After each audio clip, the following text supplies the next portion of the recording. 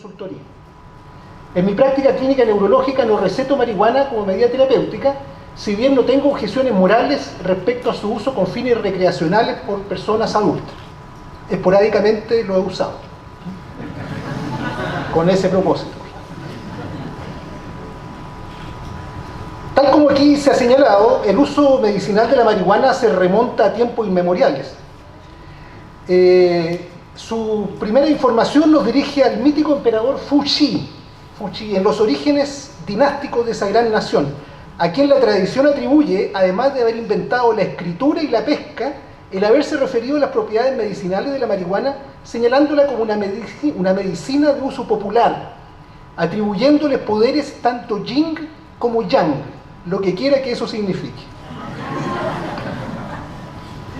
El cultivo del cáñamo se extendió en las más distintas civilizaciones, tal como aquí se ha dicho, donde junto a sus innegables propiedades textiles, además de su uso como combustible y alimento, comenzó a ser usado como estupefaciente. Uso este último del que se tiene su primer registro en la obra del historiador griego Heródoto, quien en sus historias describe una ceremonia fúnebre entre los escitas, en la que se arrojaba cannabis sobre un foso con piedras ardientes para posteriormente aspirar el humo que de ellas emanaba con fines aparentemente psicoactivos.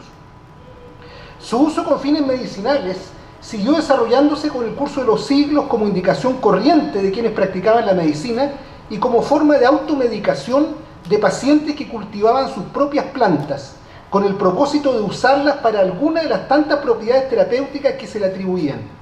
Entre los primeros se cita a uno de los padres de la cirugía china, Hua Tuo, a quien se le atribuye el desarrollo de una poción anestésica compuesta de resina de cáñamo y de vino que le permitía practicar sus intervenciones sin dolor. Un protoanestesista, podríamos decir. Entre los segundos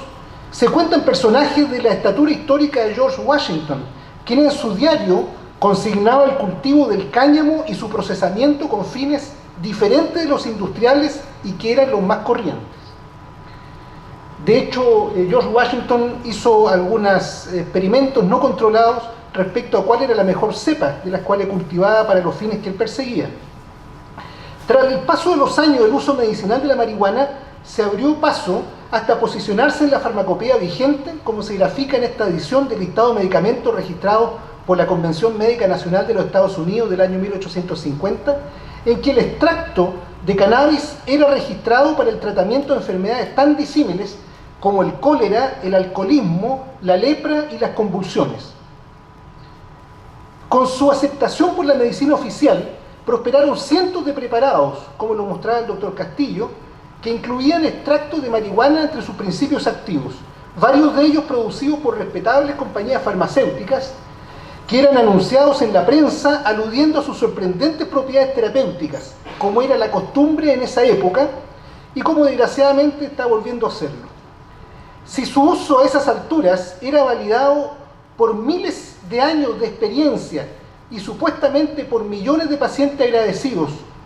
¿no bastaba entonces con esta respetable tradición médica para considerar que el uso medicinal de la marihuana estaba ya en ese entonces suficientemente probado, permitiendo desechar las aprehensiones que hoy se esgrimen para no permitir su uso? Basta escarbar un poco en la historia y la terapéutica médica, sin embargo, para descubrir que la sola tradición, sin la debida refrendación por las pruebas empíricas que validen la efectividad y seguridad de sus acertos, corre el serio riesgo de perpetuar prejuicios y validar conductas cuya real eficacia y seguridad desconocemos.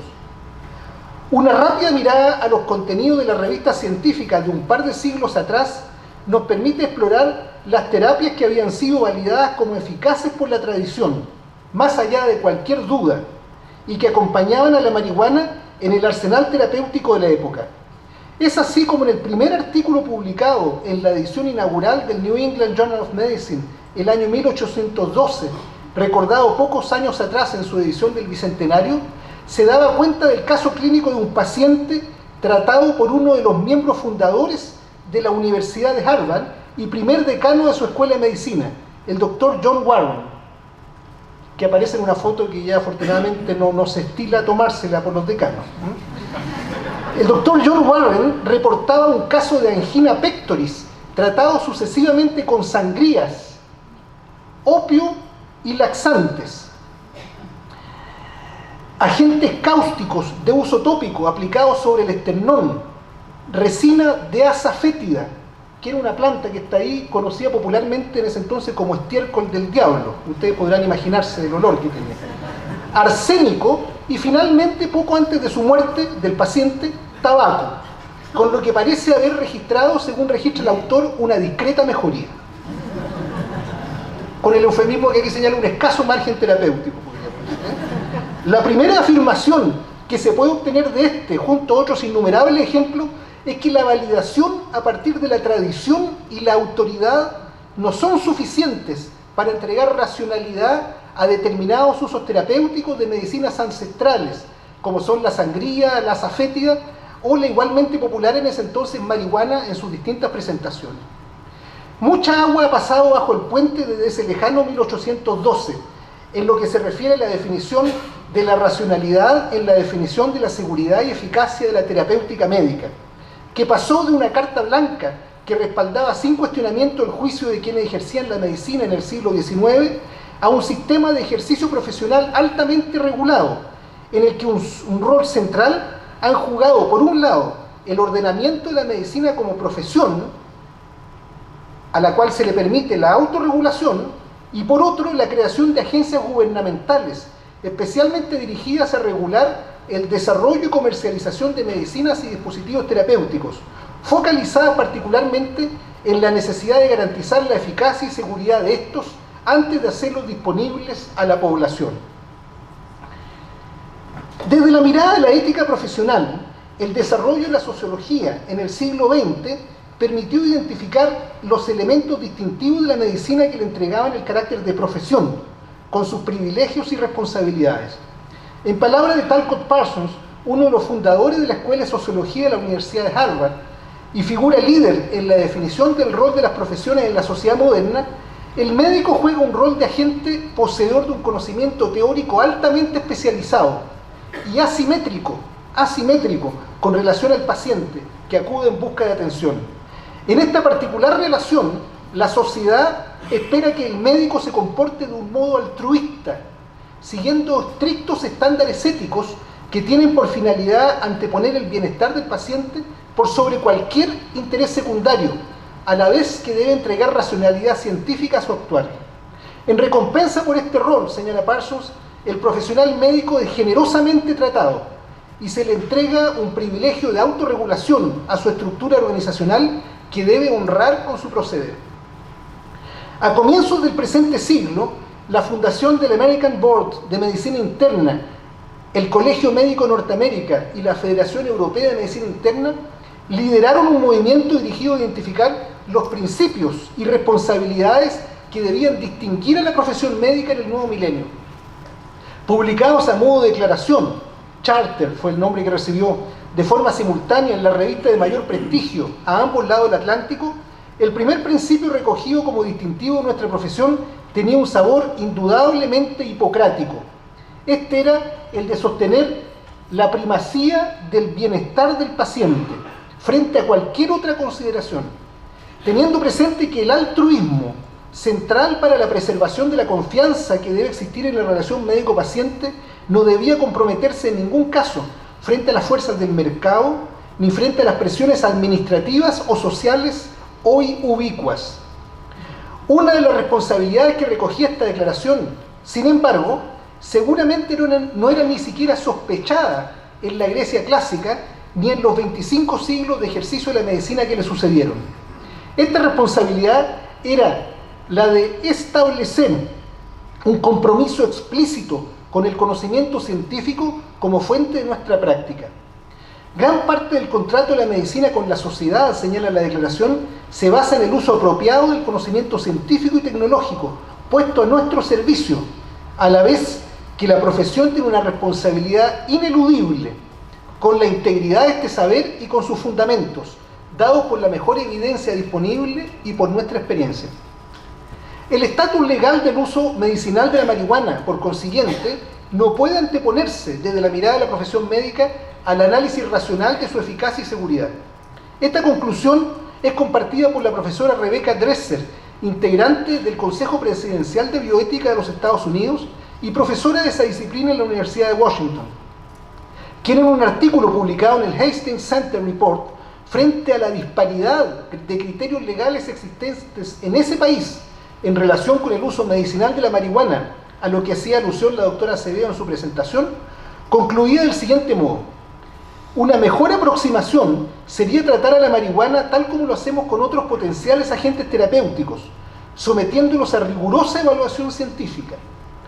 Los votantes de los estados y los legisladores, dice la autora, debieran ser más escépticos respecto a los supuestos efectos médicos benéficos de la marihuana y a la vez los agentes gubernamentales menos hostiles hacia los esfuerzos dirigidos a poner a prueba estos efectos, permitiendo y promoviendo la realización de estudios de la validez y la calidad del que acaba de ser expuesto por el doctor Mercado. La responsabilidad profesional de acudir a la evidencia científica que respalde las afirmaciones sobre beneficios y daños provocados por nuestro arsenal terapéutico es hoy inexcusable, particularmente cuando el acceso a la evidencia disponible puede transformarse en algo instantáneo, algo tan sencillo como teclear epistemónicos en cualquier buscador y a continuación escribir cannabis en su motor de búsqueda. Nos abre una ventana a un mundo de información destilada y debidamente referenciada que nos permite ilustrar nuestra opinión desde la ciencia en lugar de los prejuicios. Herramienta que está al acceso tanto de quienes deben redactar políticas públicas como del médico clínico que ejerce en alguno de nuestros hospitales, por viejo que sea, y me refiero al hospital por supuesto y no al médico, y que además el caso epistemónico de ser celebrada mundialmente fue ideada y desarrollada por un compatriota, el doctor Gabriel Rada, que es el que está en la foto. Desde esta base uno puede ser dirigido en materia de milisegundos hacia revisiones sistemáticas, como aquí han sido señalados, por ejemplo, aquellas contenidas en la biblioteca Cochrane. Sus conclusiones apuntan en este caso, ¿no es cierto?, y aquí ya ha sido ampliamente tratado, a la imposibilidad de obtener conclusiones favorables sobre el uso de la cannabis en la esquizofrenia o en pacientes que viven con el virus de la inmunodeficiencia, a la vez, sin embargo, que revelan el carácter más promisorio, tal como aquí se ha señalado también, si bien aún limitado, para su uso en vómito refractario durante la quimioterapia. Es esta información, sumada a los reportes sobre toxicidad, la que es tomada en cuenta por las agencias reguladoras gubernamentales para aceptar el uso medicinal de un producto. Es así como en el mes de abril del 2017, el Instituto Nacional de los Estados Unidos, Instituto Nacional de Salud, tras definir la marihuana médica como el uso de la planta no procesada o de sus extractos con el propósito de tratar una enfermedad o un síntoma, precisa que esta aún no ha recibido aprobación de la Agencia Reguladora de Medicamentos de este país, la FDA, si bien existen ya, como aquí se ha señalado, 2 fármacos en ese país que, utilizando cannabinoides químicos en forma de píldora, cuentan con la aprobación de ese órgano gubernamental. La información es concordante con los hallazgos del extenso y documentado informe del Instituto de Medicina de los Estados Unidos, publicado en el año 1999 y complementado con un reporte del año 2001 dirigido al público general, en que congruentemente se señalaba que se encontró escasas razones que permitiesen recomendar el uso de la marihuana no procesada en tanto medicina, particularmente cuando ésta era fumada, a la vez que recomendaban fomentar la investigación de sus ingredientes activos a partir de los cuales podían desarrollarse fármacos potencialmente beneficiosos. Lo que tenemos que agradecer hoy día está ocurriendo en Chile. En resumen, la mirada ética como profesión que debemos tener respecto al uso terapéutico de la planta de marihuana no procesada o de sus extractos tiene tras de sí la ancestral responsabilidad que nuestro etos médico nos entrega, en particular la obligación de anteponer el bienestar de nuestros pacientes ante cualquier otra consideración y juzgar este beneficio a partir de la mejor evidencia científica disponible. En esta definición, los juicios sobre la seguridad y la eficacia no deben descansar exclusivamente en nuestras conciencias o apreciaciones subjetivas, sino que en instituciones que las comunidades científicas, sociedades, se han dado, como son las comunicaciones publicadas en medios debidamente supervisados, y el trabajo de las agencias reguladoras de medicamentos que han surgido como respuesta a esta exigencia de racionalidad que distingue al ejercicio de la medicina moderna. Mientras el jurado aún está deliberando, nuestra posición ética, en tanto profesionales de la medicina, estimo, debe ser necesariamente cauta. Si no queremos resucitar junto con esta ancestral terapia a las sanguijuelas, el asa fétida y el arsénico medicinal, sin más respaldo que la tradición, la autoridad, la anécdota y la inagotable credulidad de nuestros congéneres. Muchas gracias.